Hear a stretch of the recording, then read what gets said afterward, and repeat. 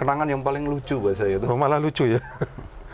Waktu itu saya dapat kontak dari teman di base camp, ada insiden dari Air Asia kalau nggak salah. Ada pendaki dari Air Asia di Gunung Sindoro pada waktu itu. Kru Air Asia. Kru Air Asia melakukan pendakian massal, terus ada beberapa anggota kru itu sakit di atas. Wah, saya dari rumah itu semangat banget, Mas. Wah, ini pramugari ayu-ayu gitu ya kan. Identiknya ya, Iya, identiknya kan, seperti itu. Wah, ketemu cewek ayu-ayu ini. Berangkat sampai. Berarti bujang dong waktu itu? Udah berkeluarga. Terus rupanya di atas itu yang cedera itu bapak-bapak.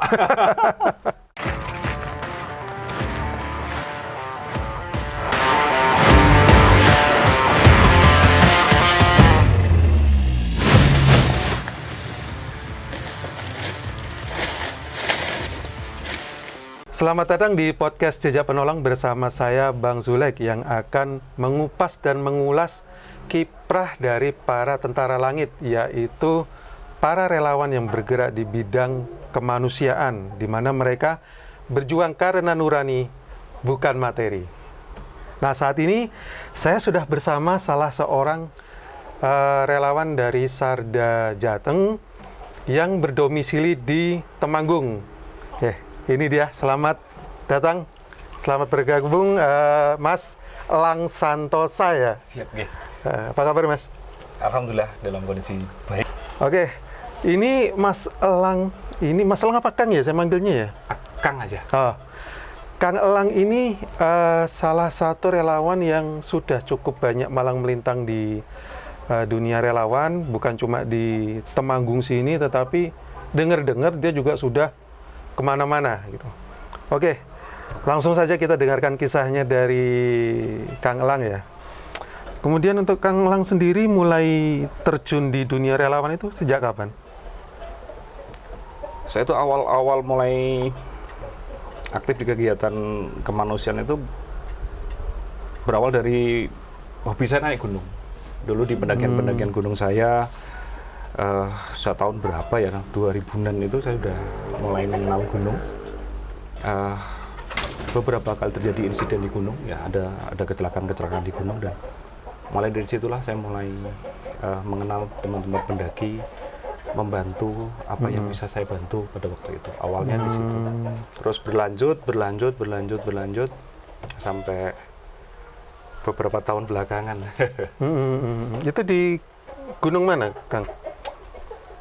Hampir di gunung-gunung, hampir di Pulau Jawa, ada di Sumatera juga. Oh, sampai ke Sumatera juga pernah? Sumatera, sampai ke beberapa Sulawesi.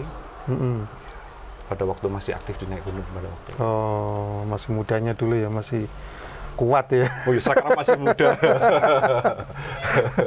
Terus pada saat jadi relawan di pendakian ya, itu berarti sudah pernah melakukan operasi SAR juga di pendakian? Beberapa kali, saya sampai lupa ya. Saya ingat itu di Gunung Sindoro pada waktu itu ada teman saya, Ipin, itu di Grasindo ya. Kami naik di pos 3, ada pendaki cewek pada waktu itu saya ingat, dari Palembang kalau nggak salah. Dia kena hipotermia, agak lumayan akut. Dan alhamdulillah atas izin Tuhan, beliau selamat. Pas pendakian GGI kalau nggak salah, Gondrong-Gunung Indonesia di Merbabu. Tahunnya saya lupa itu, pendakian massal GGI, ya. Gondrong-Gunung Indonesia. Gondrong-Gunung Indonesia. Ada pendaki dari Jawa Barat. Asmanya kumat di atas, dan saya dan teman-teman dari teman-teman yang ada di sana membantu, dan alhamdulillah selamat sampai di bawah dan di tempat-tempat yang lain. Dia penderita asma? Iya, dia asma, tidak bawa obat. Obat asmanya tidak bawa. Itu di pendakian itu ada pemeriksaan nggak sih sebenarnya kok sampai pendaki yang punya riwayat asma bisa sampai atas sih?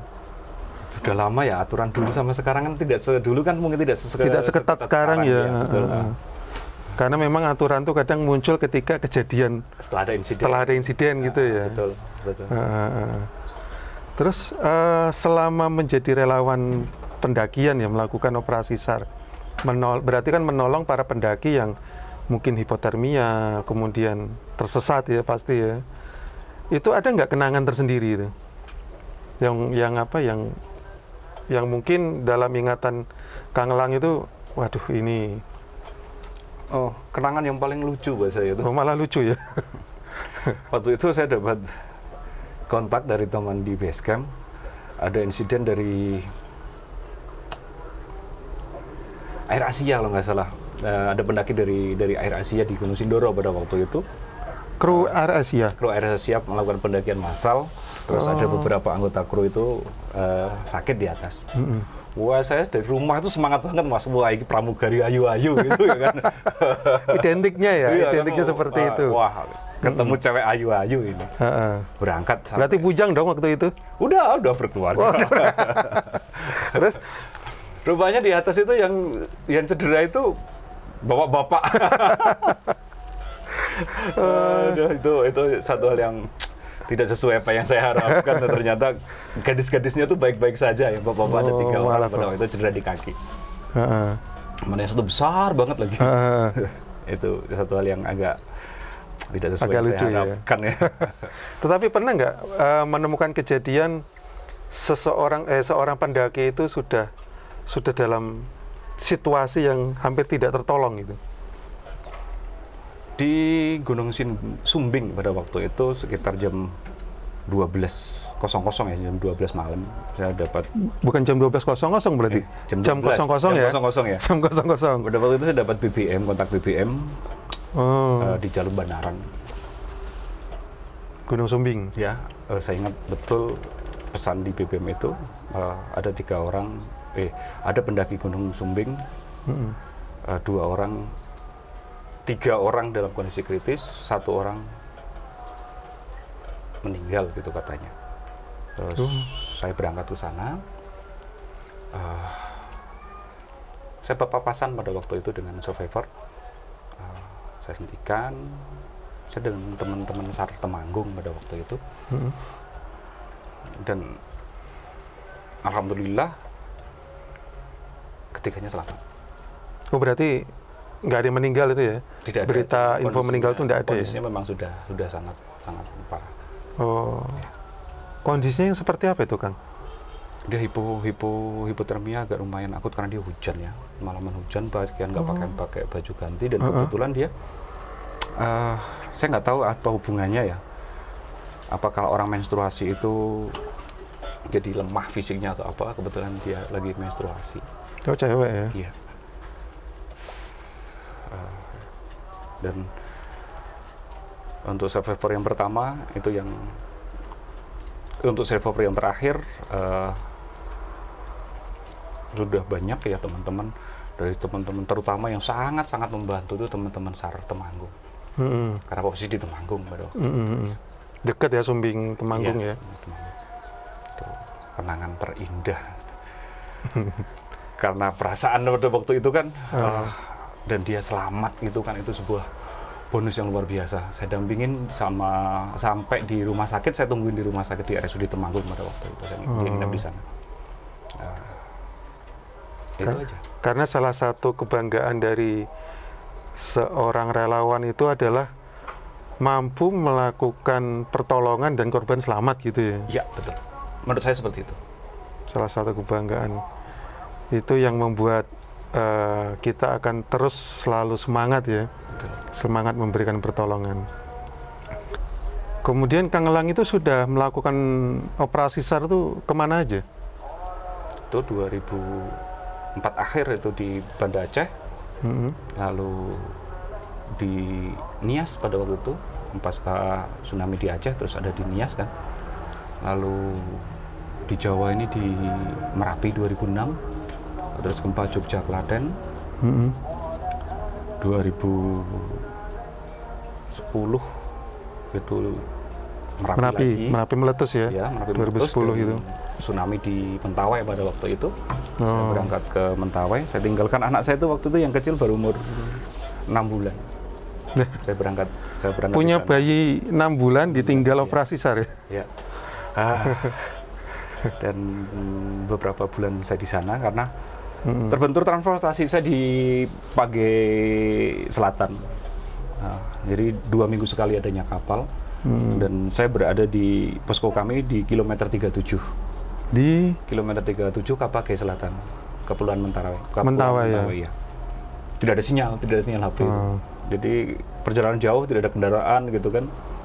Misal pun ada motor, nggak ada bensin pada waktu itu. Itu sampai 3 bulan saya di sana. Lalu di Setieng itu ada 2 bencana ya, longsor. Lalu tahun berikutnya ada banjir bandang di Setieng itu di mana juga? Setieng itu di Wonosobo, atas Wonosobo arah Kediyeng ya. Oh iya. Yang longsor itu kanan jalan, yang banjir bandang kiri jalan kalau dari Wonosobo arah Kediyeng. Satu daerah? Satu desa kalau nggak salah itu. Satu desa 2 bencana? Iya, tapi beda tahun. Oh, beda tahun. Ya. Lalu, oh iya Mas, yang mudah-mudahan tidak ada lagi lah. Karangkobar si Jemblung Mas. Longsor Jemblung. Ya Allah. Longsor Jemblung. Iya, betul. Yang satu desa tenggelam itu ya? Iya. Itu malam itu kan sampai di sana dengan teman-teman dulur-dulur Basarnas, teman-teman Skydor Wonosobo itu luar biasa sekali. Dan waktu saya berangkat juga bareng teman-teman Skydor Wonosobo itu luar biasa sekali. Dan kalau ingat itu ya pripun ya, masih ada perasaan-perasaan yang ini sampai merinding, masih merinding, benar-benar merinding. Kenapa gitu? Satu desa ya Mas, hanya dia satu rumah itu. Dari satu desa itu cuma satu rumah yang? Iya, kalau yang masih ada sini, di sebelah sini itu ada 1 atau 2 rumah itu, entah itu masih satu desa itu atau enggak. Tapi satu desa itu benar-benar nggak kebayang lah Mas pada waktu itu. Satu rumah itu selamat, itu satu rumah itu tidak sama utuh tuh, tidak ada kerusakan.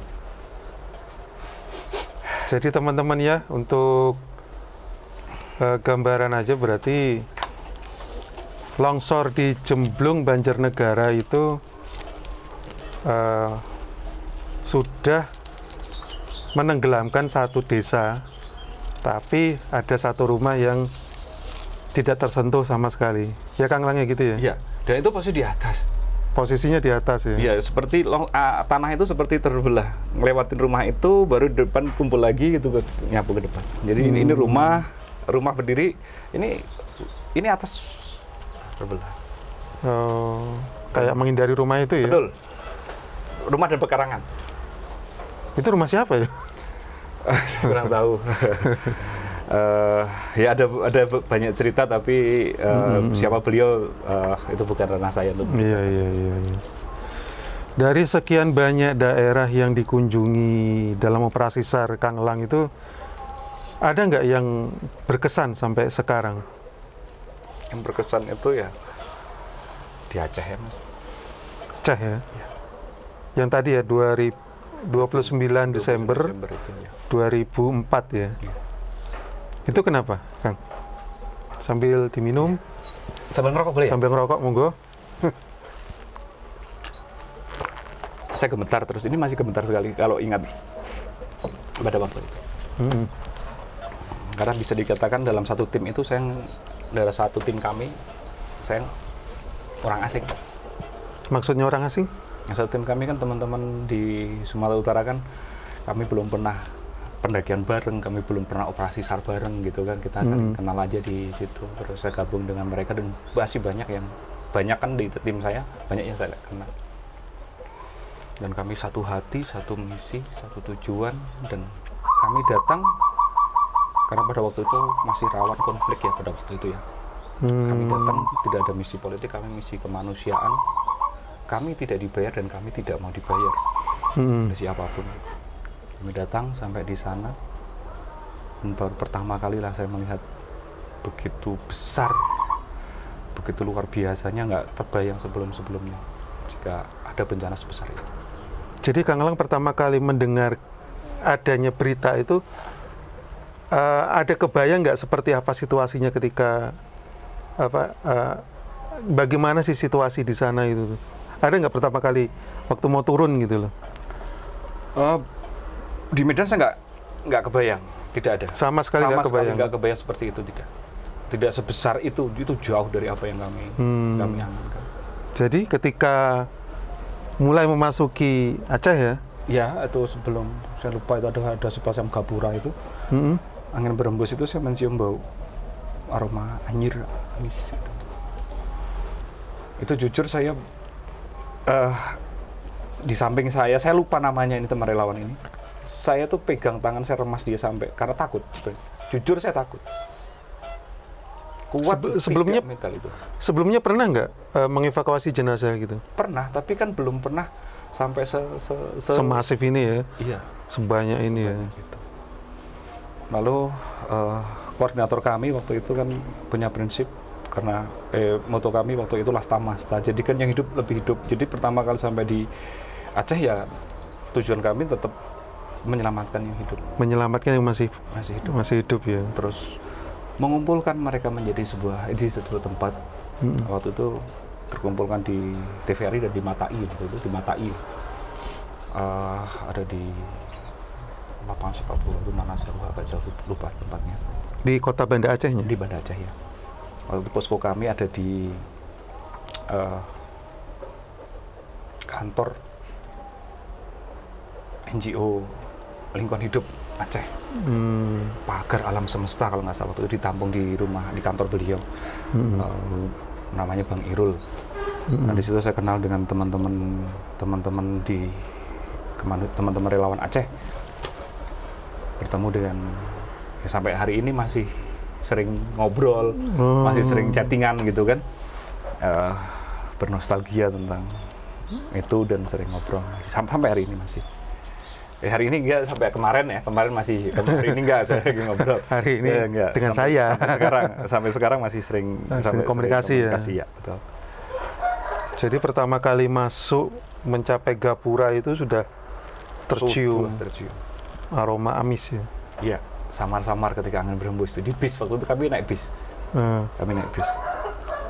Bisa digambarkan nggak waktu situasinya waktu memasuki daerah bencana itu?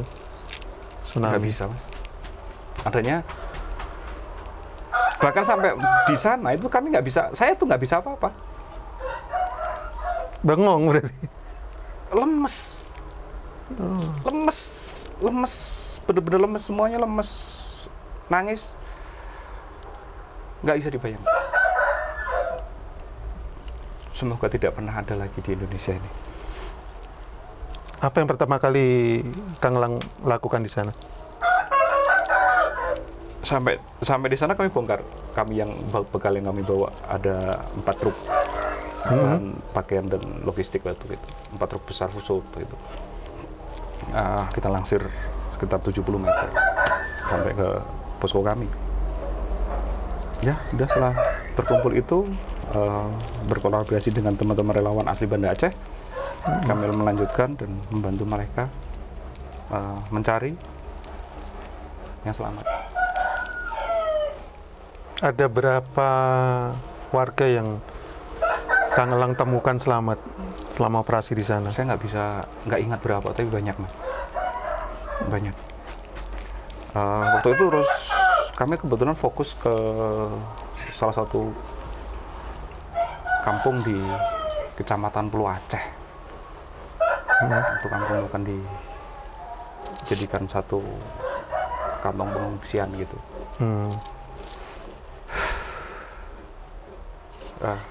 Ya maaf Mas, ini saya gemetar ini kalau ingat itu, selalu gemetar. Ya rindu Aceh, rindu masakan Aceh, rindu teman-teman. Ya antara campur rasa sedih, rasa rindu dan semuanya. Karena setelah itu saya sampai hari ini belum bisa main lagi ke Aceh sampai hari ini. Berapa lama Kang Lang di Aceh itu? Pada waktu itu 3 bulan, kurang lebih 3 bulan. Sebenarnya kami ada sistem rolling ya. Rolling per 10 hari rolling. Tapi waktu itu kan saya lagi perjalanan berpetualang keliling Sumatera pada waktu itu ya. Sendiri? Iya. Jadi mau rolling kemana gitu. Ya udah saya bertahan di situ. Pada waktu ngisi formulir pendaftaran relawan itu kan saya nulisnya kan selama tenaga saya dibutuhkan dalam kurung selama masa emergensi di Aceh pada waktu 3 bulan. Ya, 3 bulan di sana. Masa tanggap darurat maksudnya? Iya. 3 bulan. 3 bulan pada waktu itu, kalau nggak salah ingat 3 bulan. Lalu bulan Maret, tanggal 11 Maret kalau nggak salah 2005, Maret kalau nggak salah ya, tsunami di Nias. Ya. Berencana pada waktu itu mau pulang ke Jawa. Pas mau saya pulang ke Jawa, saya lupa teman saya itu bilang, kemana otak kau? Orang Jawa aja bodong-bodong pergi ke Nias. Kau udah sampai di sini pulang ke Jawa. Pergilah ke Nias katanya. Tanggal 18 Maret saya berangkat ke Nias dari Banda Aceh. Berarti dilanjut ya? Dilanjut ya. Saya di Gunung Sitoli pada waktu itu dekat tower. Dari Aceh lanjut ke Nias. Kemudian selama di Aceh, kita masih berbicara Aceh itu, ada pengalaman menarik nggak di Aceh selama melakukan evakuasi? Di Aceh itu pengalaman paling menakutkan. Kalau menarik itu di luar menakutkan berarti ya? Ya sudah termasuk itu khas gitu ya kan? Beda dimensi berarti ya? Pengalaman paling menakutkan itu sekitar 50 atau 70 meter dari kami terjadi kontak senjata.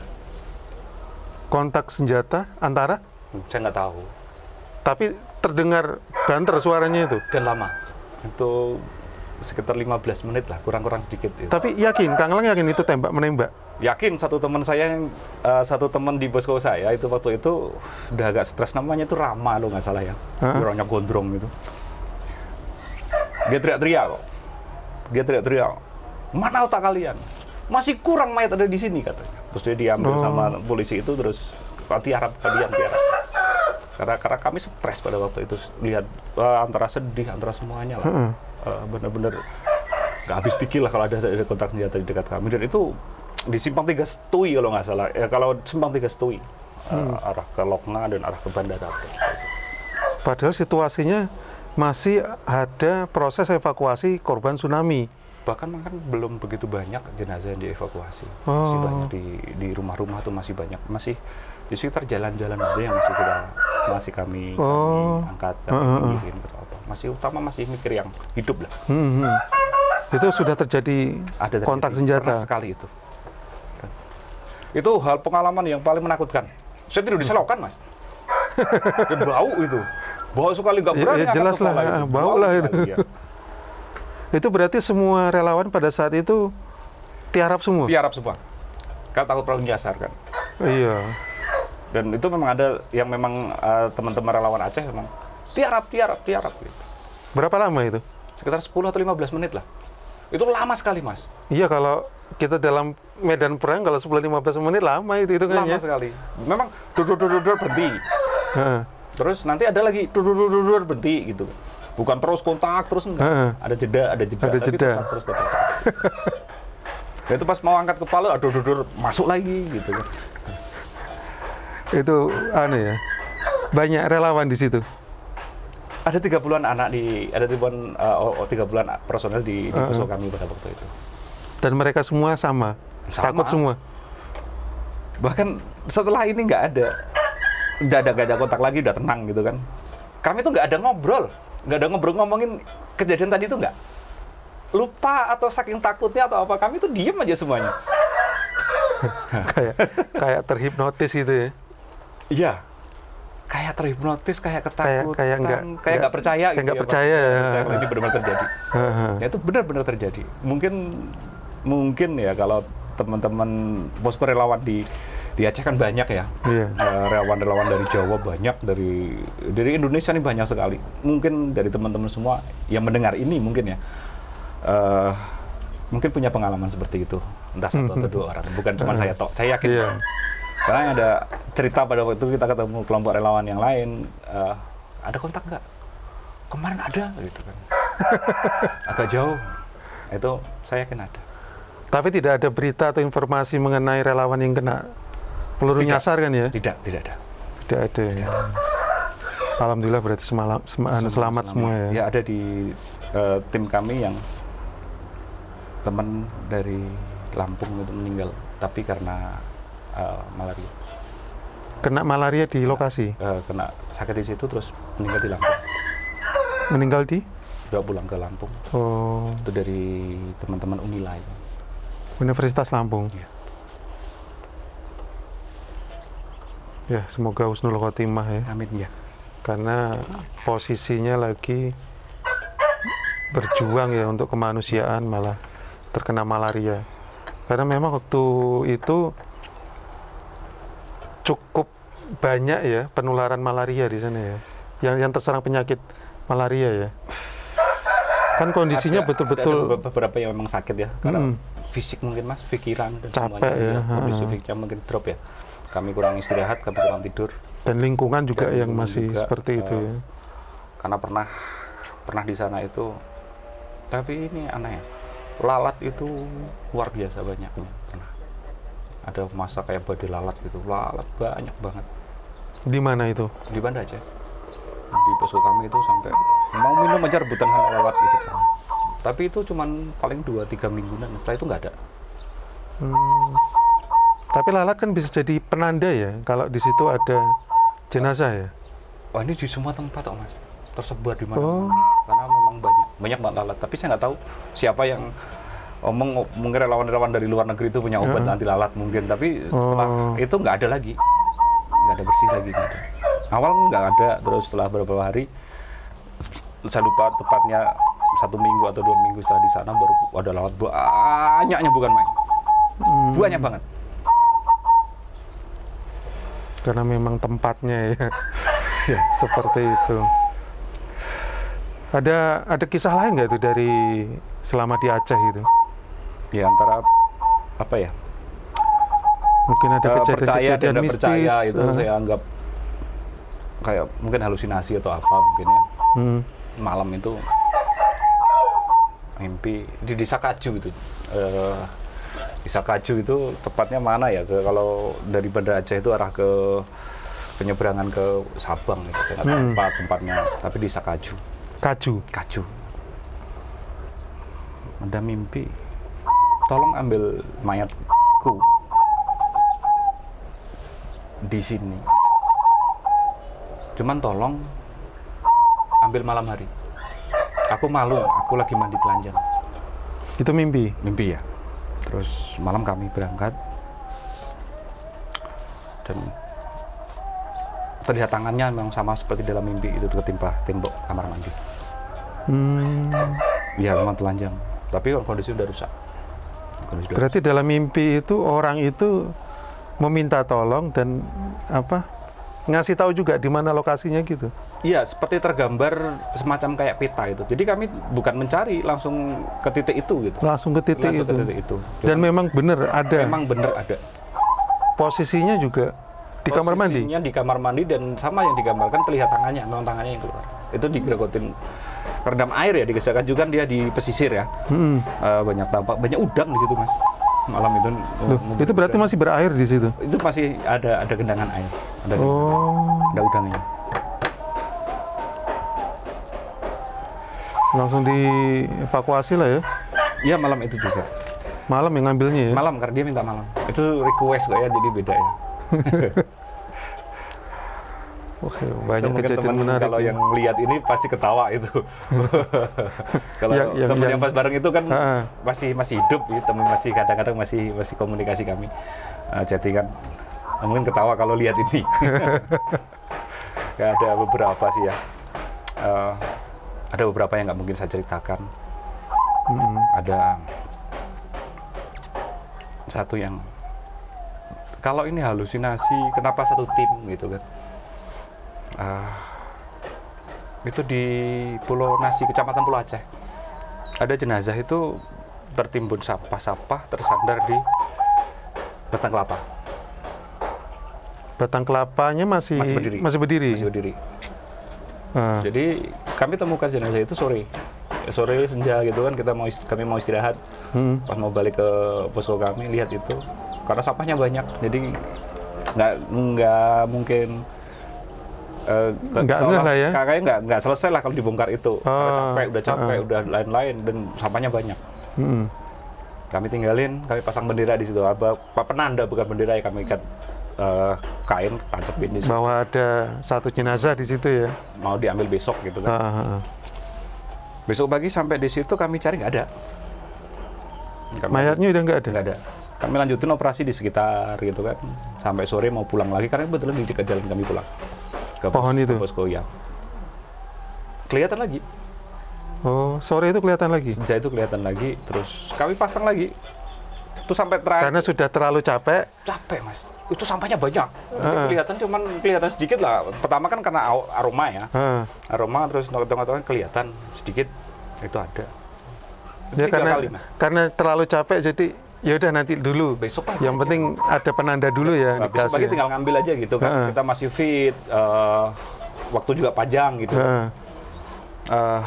Yang ketiga batang tebu tancapin di situ. Yang ketiga nggak ada. Udah kami lepas. Udah nggak mau nyari lagi. Saya bilang waktu itu, payah kali kau cari. Main peta umpet aja kau. Kalau mau ku angkat, mau ku kuburin, muncul. Dan nggak muncul. Udah sampai gelap itu nggak muncul, udah kami tinggal. Tapi nggak ada tim lain yang ngerasa ngambil di situ? Tidak. Karena pada waktu itu tim pertama. Jadi kami mau berangkat ke Pulau Aceh ini, karena ini penyeberangan ya. Pas menjelang hari raya Idul Adha kalau nggak salah. Jadi saya ada istilah megang atau apa ya di sana ya.